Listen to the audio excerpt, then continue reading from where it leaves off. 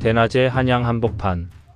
비단옷을 입고 눈까지 내려오는 번거지를 쓴 사내들이 길을 막습니다. 그리고는 지나가던 양반집 며느리를 둘러싸고 대놓고 희롱을 합니다. 옷을 찢고 비명소리가 터져 나오는데 주변에 있던 포졸들은 눈을 깔고 도망갑니다. 이게 우리가 알던 동방예의지국 조선의 모습 같습니까? 천만에요. 이건 조선판 범죄도시 실제 상황입니다. 오늘 이야기는 좀 맵습니다. 조선시대를 공포로 몰아넣었던 미친놈들, 온몸에 문신을 휘감고 사람 죽이는 걸 놀이처럼 즐겼던 최악의 조직폭력배. 바로 검개놈들의 실체를 지금부터 낱낱이 까발려드리겠습니다. 먼저 이놈들 생김새부터가 아주 가관입니다. 우리가 사극에서 보던 허름한 옷 입고 몽둥이 든 산적? 그런 수준이 아니에요. 조선 왕조실록 기록을 보면 아주 기가 막힙니다. 이 검개놈들은 온몸이 도화지였어요. 팔뚝에는 승천하는 용을 그리고 등판에는 호랑이, 가슴에는 뱀이 다리를 틀고 있었습니다. 지금 현대 조폭이나 야쿠자 문신 있죠? 조선시대 검개 문신이 훨씬 더 화려하고 살벌했습니다. 사장님들, 조선시대가 어떤 나라입니까? 신체 발부 수지부모라고 해서 몸에 상처 하나 내는 것도 불효라고 벌벌 떨던 시대입니다. 그런데 온몸에 먹물을 들이부었다. 이건 그냥 난 오늘만 산다. 내 인생 막 나간다라고 온몸으로 광고하고 다닌 겁니다.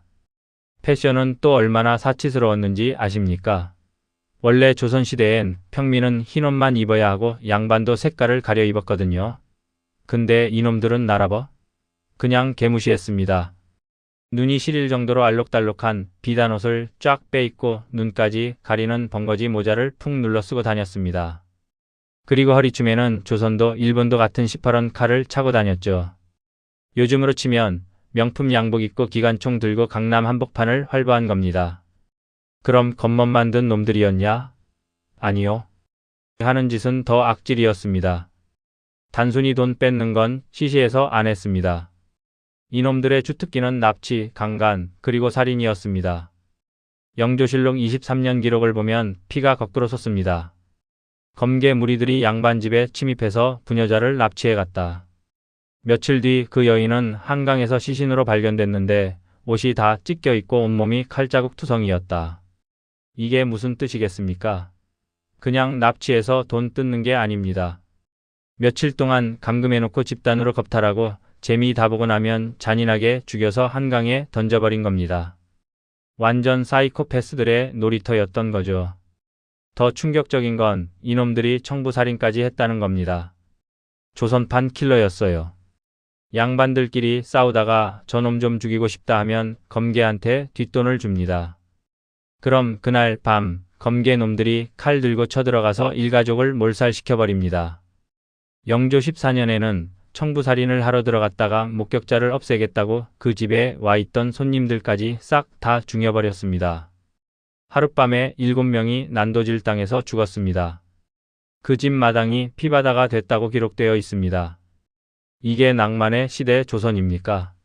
그냥 지옥이죠. 이쯤 되면 나라는 도대체 뭐 했냐? 싶으시죠? 당연히 포도청이 잡으러 갔죠. 근데 못 잡았습니다. 아니, 안 잡았습니다. 왜냐? 검개놈들이 포도청 군사들보다 싸움을 더 잘했거든요. 검거하러 가면 도망가는 게 아니라 칼 뽑고 맞짱을 뜹니다. 그러니 포졸들이 무서워서 벌벌 떨 수밖에요. 게다가 돈이 얼마나 많았는지 뇌물로 관할을 다 매수했습니다. 낮에는 포도청 나졸이랑 형님 동생하고 밤에는 같이 술 마시고 노름판 벌이는 게 일상이었습니다. 심지어 포도대장을 암살하려고 자객까지 보냈습니다. 일개 깡패 조직이 대한민국 경찰청장을 죽이려고 칼 들고 덤빈 꼴입니다. 나라 공권력이 바닥에 떨어진 그야말로 무법천지였던 겁니다. 자, 이제 이 인간 쓰레기들이 어떻게 처참하게 박살 나는지 볼 차례입니다. 그 전에 이 나쁜 놈들 싹 다 쓸어버리는 거 보고 싶으시다면 지금 좋아요 하나씩 꾹 눌러주십시오. 여러분들의 분노를 모아서 바로 정의구현 들어갑니다. 하지만 영원한 악은 없는 법이죠. 한양이 아주 개판이 되니까 드디어 왕이 칼을 빼듭니다. 영조 임금이 정말 뚜껑이 열려서 조선 역사상 가장 무자비한 저승사자를 포도대장으로 임명합니다. 그 이름도 유명한 장붕익 대장입니다. 이 사람은 타협이 없습니다. 잡히면 재판, 신문, 그딴 거 없다. 그냥 그 자리에서 목을 쳐라. 장붕익 대장이 군사 500명을 풀어서 한양 바닥을 이잡듯이 뒤집니다. 술집, 투전판, 기생집 기습해서 검게 문신 있는 놈은 죄다 끌고 나왔습니다. 그리고 어떻게 했냐고요? 진짜로 다 죽였습니다. 영조 21년 기록입니다. 장붕익이 검게 83명을 잡아들여 모두 참수했다. 잘린 목과 시체를 한강변에 쭉 늘어놓으니 흐르는 피가 강물을 붉게 물들였다. 하루아침에 83명의 목이 달아났습니다. 한강물이 핏빛으로 변할 정도였죠. 장붕익 대장은 여기서 멈추지 않고 3년 동안 검게 씨를 말려버립니다. 죽인 숫자만 300명이 넘습니다. 그제야 한양 뒷골목에 피비린내가 멈췄습니다. 자, 오늘 이야기 어떠셨습니까? 우리가 알던 점잖은 선비의 나라 조선, 그 이면에는 이렇게 끔찍하고 잔혹한 조폭들의 역사가 숨어 있었습니다. 사람 사는 곳은 예나 지금이나 똑같습니다. 퍽보다 주먹이 가깝고 돈이면 살인도 서슴지 않는 짐승들이 늘 존재했죠. 하지만 결국 그 끝은 한강변에 목 없는 시체가 되는 것이었습니다. 교과서에 나오는 지루한 역사는 취급 안 합니다. 남들이 쉬쉬하는 어둠의 역사, 진짜 사내들의 이야기 계속 듣고 싶으시다면 지금 바로 구독 누르고 우리 식구가 되어 주십시오. 절대 후회 안 하실 겁니다.